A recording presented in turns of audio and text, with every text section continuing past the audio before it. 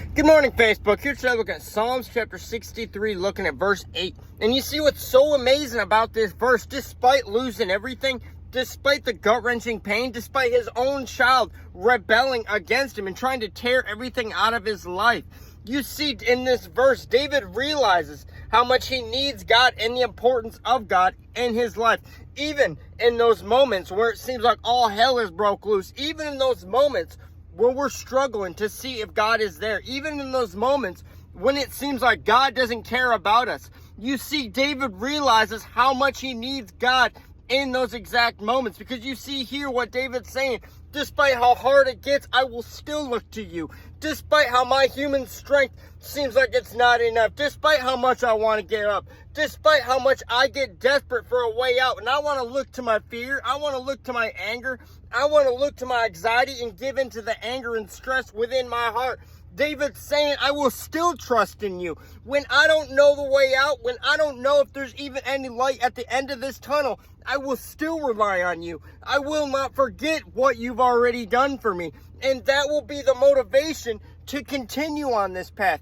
Though the tempest rages, I will not be moved. Though the storm just keeps getting worse and worse and worse, the worse it gets, the more I'll look to you. Because I know in the past, when I've been through this same thing, you did not give up as I give up so many times. When the heat and these trials seem to get worse and worse and worse, I will still look to you above everything else. You see what David's saying here, how he places God as the number one priority.